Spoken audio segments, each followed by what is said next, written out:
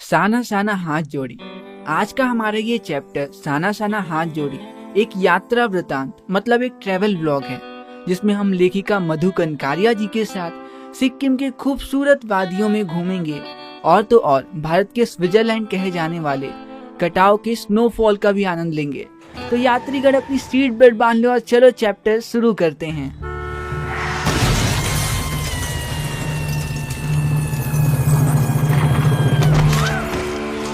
कहा था ना सीट बेल्ट बांध लो। अच्छा, हमको सिखा रिया है। ये यात्रा शुरू होती है जब लेखिका मधु कनकारिया जी अपनी दोस्त मणि के साथ ट्रेन से होते हुए सिक्किम की राजधानी गैंगटॉक पहुंचती हैं। गैंगटॉक खुद में एक बड़ा ही खूबसूरत हिल स्टेशन है जो लेखिका का दिल जीत लेता है। लेखिका गैंगटॉक को मेहनती बादशाहों का शहर भी बताती हैं, क्योंकि वहाँ के सभी लोग बड़े ही मेहनती हैं। और जब शाम के वक्त लेखिका पहाड़ में बसे गैंगटॉक से नीचे के शहरों को देखती हैं, तो उन्हें घरों की टिमटिमाती लाइटों को देखकर ऐसा प्रतीत होता है जैसे आसमान नीचे जमीन पे आ गया हो। वैसे अगले दिन मौसम साफ ना होने के कारण लेखिका कंचनजंगा की चोटी तो नहीं देख सकी, परंतु आसपास खिले ढेर सारे खूबसूरत फूलों को देखकर वे खुश हो जाती हैं। वह उसी दिन गैंगटॉक से 149 किलोमीटर दूर जूमथांग देखने अपनी दोस्त मणि और वहीं के एक लोकल ड्राइवर जितेंद्र नार्गे के साथ रवाना हो जाती हैं। वैसे जितेंद्र नार्गे ड्राइवर के साथ साथ एक अच्छे गाइड भी थे। गैंगटॉक से जूमथांग को निकलते ही लेखिका को एक कतार में लगी सफेद सफेद बौद्ध पताकाएं दिखी जो ध्वज की तरह फहरा रही थी।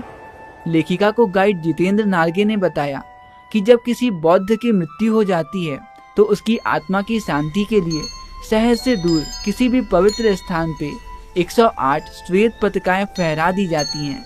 इन्हें उतारा नहीं जाता, ये खुद ब खुद नष्ट हो जाती हैं। और कई बार नए शुभ कार्य की शुरुआत में रंगीन पताकाएं भी फहरा दी जाती हैं। थोड़ी देर बाद आगे चलकर लेखिका की दोस्त मधु जी को एक कुटिया के भीतर घूमता हुआ चक्र दिखाई दिया, जिसे धर्म चक्र या प्रेयर व्हील भी कहा जाता है। गाइड जितेंद्र नार्गे ने बताया कि इसे घुमाने से सारे पाप धुल जाते हैं। जैसे जैसे वे लोग ऊंचाई की ओर बढ़ने लगे, वैसे वैसे बाजार, लोग और बस्तियां आंखों से ओझल होने लगी। थोड़ी देर के बाद जितेंद्र नार्गे जीप को बड़ी ही खूबसूरत जगह पर रोकते हैं, जहां सामने लगातार बहते झरने थे, नीचे पूरी वेग से बह रही तिस्ता नदी थी और आसपास के खूबसूरत फूल प्राकृतिक सुंदरता में चार चांद लगा रहे थे। तभी लेखिका का ध्यान वहां कुछ गरीब औरतों पे पड़ा जो पेड़ पे बच्चे बांधे पत्थर तोड़ रही थी। वहीं के एक कर्मचारी ने बताया, जिस रास्ते पे आप गाड़ी में बैठे इन खूबसूरत वादियों का आनंद ले रहे हैं, उन रास्तों को ही ये औरतें चौड़ा कर रही हैं और कई बार काम करते समय किसी न किसी व्यक्ति की मौत भी हो जाती है, क्योंकि जब पहाड़ों को डायनामाइट से उड़ाया जाता है तो उसके टुकड़े इधर उधर गिरते हैं, और यदि उस समय सावधानी ना बरती जाए तो जानलेवा हादसे भी घट जाते हैं। इन बातों को सुनकर लेखिका को लगता है कि सभी जगह पर आम जीवन की कहानी एक सी ही है।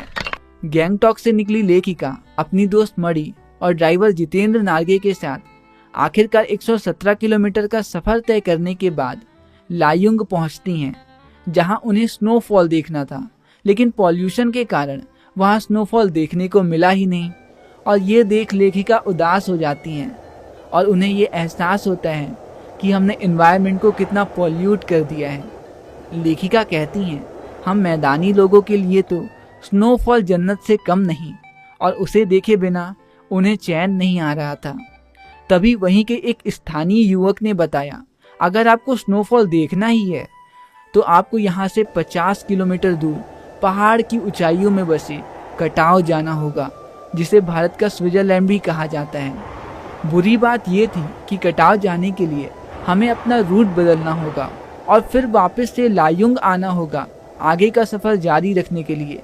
लेकिन अच्छी बात यह थी कि कटाव को अभी तक टूरिस्ट स्पॉट नहीं बनाया गया था, इसीलिए यह अभी तक अपने प्राकृतिक स्वरूप में था और हम कटाव की ओर निकल पड़े।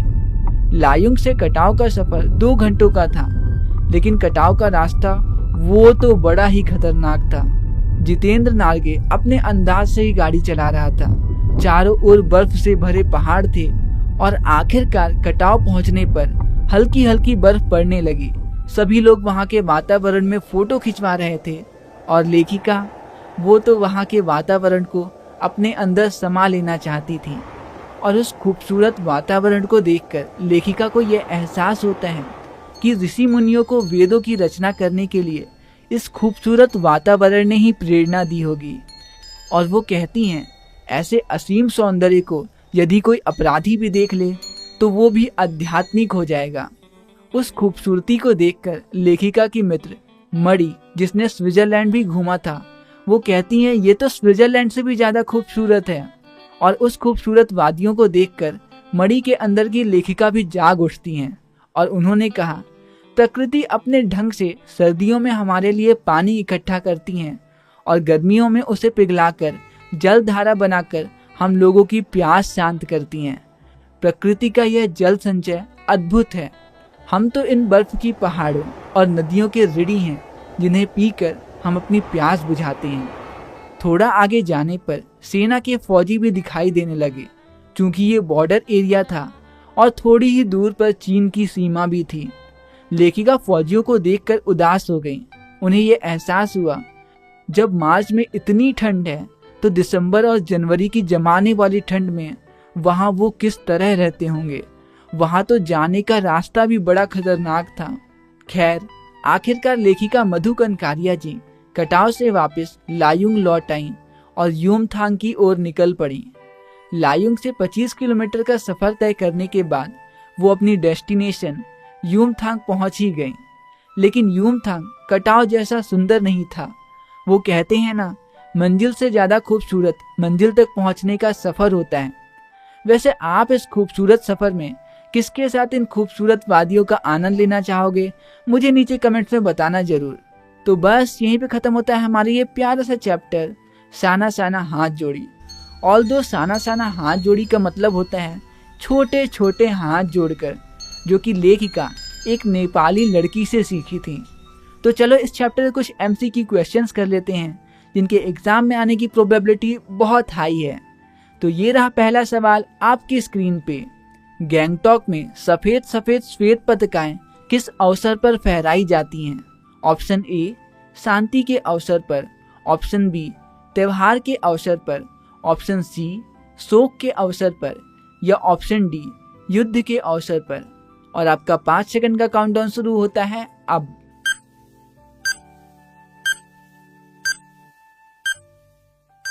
और सही जवाब है ऑप्शन सी, शोक के अवसर पर। और ये रहा अगला सवाल आपकी स्क्रीन पे। लेखिका के ड्राइवर व गाइड का क्या नाम था? Option A, Jitendra Narge. Option B, Amod Sangma. Option C, Alap Dev. या ऑप्शन डी, विक्रम करियप्पा। तो आपका 5 सेकंड का काउंटडाउन शुरू होता है अब।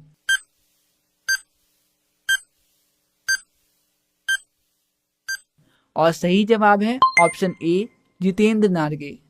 और ये रहा अगला सवाल आपकी स्क्रीन पे। यूमथांग गैंगटॉक से कितनी दूर है?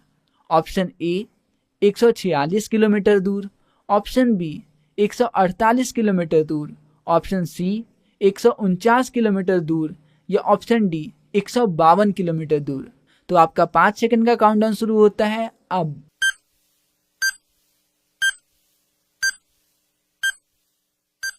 और सही जवाब है ऑप्शन सी, 149 किलोमीटर दूर।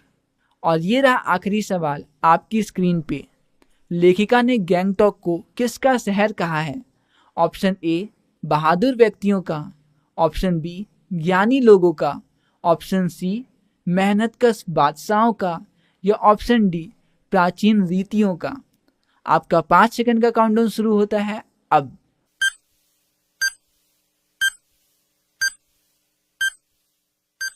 और सही जवाब है ऑप्शन सी, मेहनतकश बादशाहों का। तो बस यहीं पे खत्म होता है हमारा ये प्यारा चैप्टर। मिलते हैं अगली वीडियो में अगले चैप्टर के साथ, और तब तक के लिए दीजिए मुझे इजाजत। नमस्कार।